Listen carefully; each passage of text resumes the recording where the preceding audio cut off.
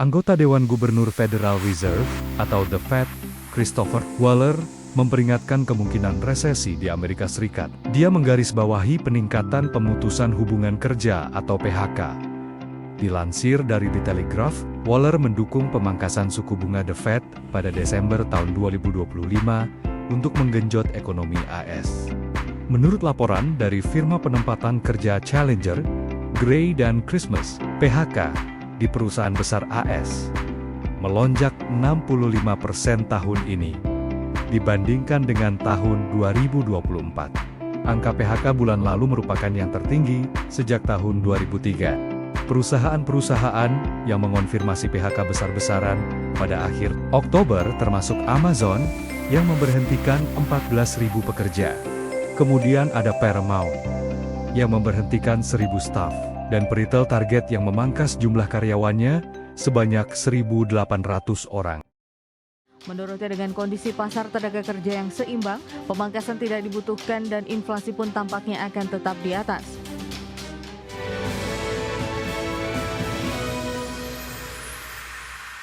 Dari sentimen global pemirsa, di mana Presiden The Fed Dallas, Lori Logan, mengatakan The Fed seharusnya tidak memangkas suku bunga pada periode Oktober dan tidak boleh melakukannya lagi di Desember. Menurutnya dengan kondisi pasar tenaga kerja yang seimbang, pemangkasan tidak dibutuhkan dan inflasi pun tampaknya akan tetap di level atas. Presiden The Federal Reserve Dallas, Lori Logan, mengatakan The Fed seharusnya tidak memangkas suku bunga pada periode Oktober dan tidak boleh melakukannya lagi di Desember. Menurutnya dengan kondisi pasar tenaga kerja yang seimbang, pemangkasan tidak dibutuhkan dan inflasi pun tampaknya akan tetap di atas. Pernyataan Logan dilontarkan menyusul keputusan The Fed pada hari Rabu pekan lalu yang menurunkan suku bunga acuan untuk kedua kalinya di tahun ini sebesar 1/4 poin. Namun Logan tidak memiliki suara dalam Komite Penetapan Kebijakan The Fed tahun ini. Ia mengatakan Komite Penetapan Kebijakan The Fed tahun ini menunjukkan bahwa data sektor swasta, klaim pengangguran, jaringan bisnis, dan kontak komunitas memang memberi bank sentral visibilitas ke dalam ekonomi dan gambaran yang jauh dari mengkhawatirkan. Pembelanjaan konsumen telah melambat tetapi masih melebihi tren jangka panjang. Keuntungan pasar saham mendorong permintaan dari rumah tangga yang lebih kaya, perusahaan-perusahaan besar yang antusias menginvestasikan uangnya pada kecerdasan buatan dan pusat data.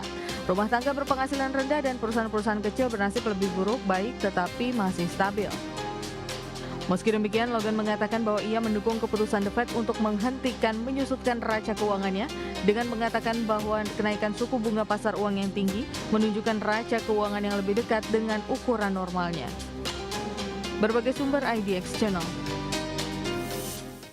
Dari Asia pemirsa, di mana China menangguhkan pembatasan ekspor logam tanah jarang dan mengakhiri investigasi terhadap perusahaan chip asal Amerika Serikat. Keterangan resmi yang dirilis Gedung Putih menjelaskan rincian kesepakatan dagang yang dicapai antara Presiden Donald Trump dan Presiden Xi Jinping yang bertujuan meredakan ketegangan antara dua ekonomi terbesar ke dunia tersebut. Sebagai bagian dari kesepakatan, China akan mengeluarkan lisensi ekspor umum untuk logam tanah jarang, galum, germanium, antimoni, dan grafit yang akan menguntungkan pengguna akhir dan pemasok asal Amerika Serikat.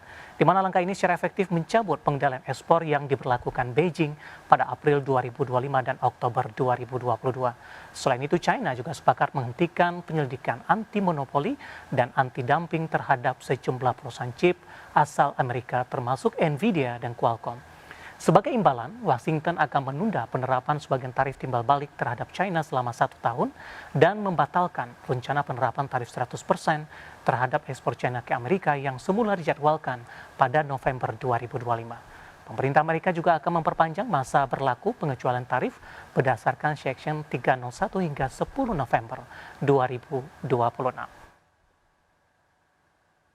Kerbas, dan di segmen ini kita akan review sepanjang perdagangan di pekan lalu, kemudian bagaimana proyeksi di pekan ini dengan beberapa sentimen yang berkembang. Namun sebelum kita mereview dan membahasnya, kami punya informasi yang berhasil dihimpun oleh tim redaksi kami terlebih dahulu.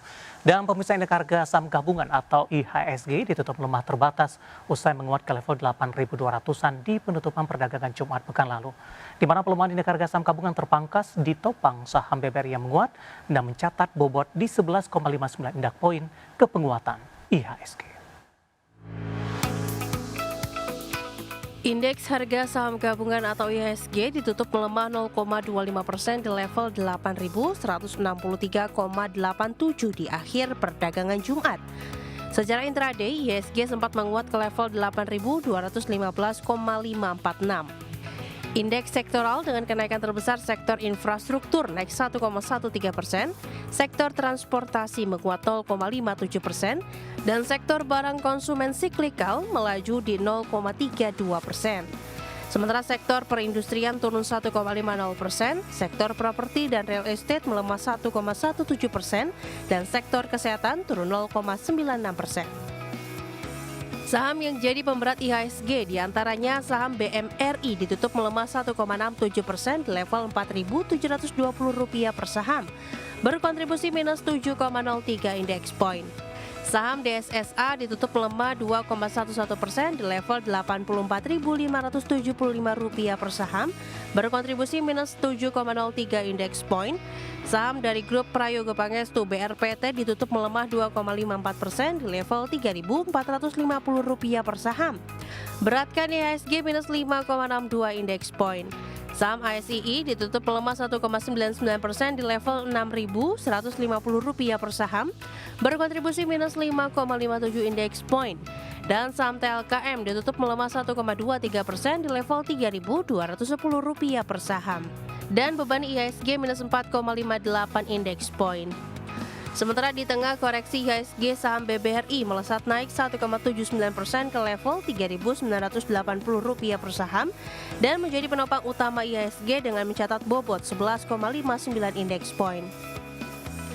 Dalam sepekan IHSG melemah 1,30%, IHSG mengawali pekan lalu dengan koreksi dalam. Indeks sempat anjlok lebih dari 3,5% di Senin awal pekan dan meninggalkan level 8.000. Hal tersebut seiring dengan informasi yang beredar mengenai perubahan aturan free float indeks MSCI. Saham-saham milik Prayogo Pangestu terdampak paling besar. IHSG sempat rebound di 29 hingga 30 Oktober 2025, dua masing-masing menguat 0,91% dan 0,22%. Berbagi sumber, IDX Channel. Dan selanjutnya kita akan coba update dari beberapa bursa global, data terakhir yang berhasil dihimpun oleh tim redaksi kami. Dari bursa global, pemirsa, bursa ekuitas Wall Street ditutup menguat pada perdagangan Jumat 31 Oktober, terdorong oleh proyeksi laba optimistis dari Amazon. Namun sentimen investor masih tertahan akibat kekhawatiran bahwa The Fed bersikap semakin berhati-hati dalam melakukan pemangkasan suku bunga. Pada tutupan perdagangan Jumat, indeks Dow Jones average naik di 0,09% menjadi 47.562. Indeks S&P 500 menguat di 0,26% ke level 6.840 dan Nasdaq naik di 0,61% ke posisi 23.724. Ya, kita akan coba update data terakhir dari bursa Eropa, pemirsa, di mana bursa ekuitas Eropa ditutup melemah di perdagangan Jumat seiring investor mencerna laporan keuangan kuartalan yang beragam serta data inflasi kawasan euro yang relatif stabil. Indeks acuan pasar saham Eropa Stok 600 turun di 0,51% ke level 571,89. Indeks Jerman turun di 0,67% ke 23.958 dan FTSE Inggris melemah di 0,44% ke 9.717. Ya, itu dia update dari posisi beberapa kondisi data terakhir dari bursa global, kemudian juga beberapa sentimen tadi yang diharapkan, yang diproyeksikan juga akan mempengaruhi pergerakan indeks harga saham gabungan di sepekan ke depan. Dan saat ini kami sudah terhubung melalui Zoom bersama dengan Bapak Hamzah yang merupakan CEO Sahamologi. Kita akan langsung sapa saja. Pak Hamzah, selamat pagi, apa kabar Pak? Pagi, sehat selalu. Ya, terima kasih Pak Hamzah sudah meluangkan waktu di IDX Channel. Kita sudah sampai kembali di perdagangan akhir pekan, Pak. Sebelum menentukan langkah strategi mungkin, ataupun investor juga ingin tahu saham-saham pilihan yang direkomendasikan nanti, boleh tidak Pak kita review pergerakan indeks harga saham gabungan dalam sepekan terakhir terlebih dahulu? Oke, saya melihat memang IHSG hari ini berpotensi rebound tipis ya, namun memang untuk jangka menengah IHSG menurut saya masih akan berpotensi sideways ya, karena di perdagangan minggu lalu terjadi bullish divergence ya, terjadi divergence sehingga memang pergerakan uptrend sih harusnya tertahan ya. Selama masih di atas 8.000 masih cukup menarik. Namun memang jangka pendek ke menengah masih akan berpotensi sideways sih, saya melihatnya seperti itu. Baik, secara teknikal bagaimana Anda melihat secara intraday dalam beberapa perdagangan terakhir, IHSG sempat ke 8.200-an. Tapi lagi-lagi di penutupan, level itu belum mampu dipertahankan sampai sejauh ini. Ya, ini menurut saya memang impact dari banyak sentimen ya. Salah satunya kemarin saham-saham Prayogo cukup tertekan ya karena impact MSCI Index yang akan melakukan kajian ulang terhadap free float, sehingga menurut saya sih memang tekanan itu hadir di IHSG, sehingga menurut saya untuk komposisi sendiri akan cenderung bergerak sideways sih, karena beberapa saham yang memang bobotnya cukup besar terhadap IHSG akan memberikan tekanan seperti itu. Baik, Pak Hamzah, dari sisi sentimen Pak, tampaknya fokus dari pasar lebih ke arah hawkish dari beberapa pejabat The Fed, terutama untuk pertemuan di Desember mendatang. Bursa Amerika tadi juga ditutup positif, kemudian di pekan ini cukup banyak agenda. Hari ini juga cukup lumayan sibuk, ada data inflasi, ada neraca perdagangan, PMI manufaktur juga akan segera dirilis. Bagaimana Anda melihat prospek indeks harga saham gabungan sepekan ini, mengingat dengan beberapa sentimen yang berkembang dan asing pada akhir pekan kemarin kembali melakukan net buy, Pak Hamzah? Oke. Menurut saya memang untuk dari sisi data US memang akan banyak rilis di pekan ini, namun memang yang kita tunggu kemarin dari sisi obrolan Donald Trump dan juga Xi Jinping yang endingnya sih perang tarifnya tetap ditunda ya, karena memang ada kesepakatan satu dan lain hal. Dan menurut saya memang dari sentimen itu saja membuat IHSG harusnya bisa kembali bersinar ya, namun balik lagi ya karena ada komposisi dari MSCI tersebut ya, di mana mereka takut terkait free flow dan segala macam, membuat memang IHSG kita akan cukup tertekan, namun masih bisa bergerak optimis ya. Namun di balik itu memang pekan-pekan ini saya lihat beberapa saham perbankan tentunya sudah mulai rilis laporan keuangan, walaupun memang secara data menurut saya sih nggak terlalu menarik ya, namun beberapa saham perbankan sudah mulai memberikan signal untuk buyback, dan ini menurut saya akan membuat IHSG cukup menarik ya, menahan dari penurunan saham-saham yang digadangkan akan masuk MSCI seperti itu. Baik, di perdagangan akhir pekan lalu, Pak Hamzah, di Jumat, ketika dari beberapa saham perbankan big cap lebih cenderung tertekan, BBRI melaju kencang sendirian. Bagaimana analisis Anda untuk pekan ini dan rekomendasinya Pak atas capaian BBRI di pekan lalu? Oke, untuk BBRI kebetulan pekan lalu ya dia baru rilis laporan keuangan, namun memang hasilnya kurang menarik, sehingga memang di hari Kamis kemarin ada tekanan yang cukup besar dari pergerakannya. Namun memang di hari Jumat BBRI kembali menguat, dan ini menurut saya juga cukup menarik karena sudah terkonfirmasi break dari level resisten terdekat di 3930. So far karena memang dia juga ada rilis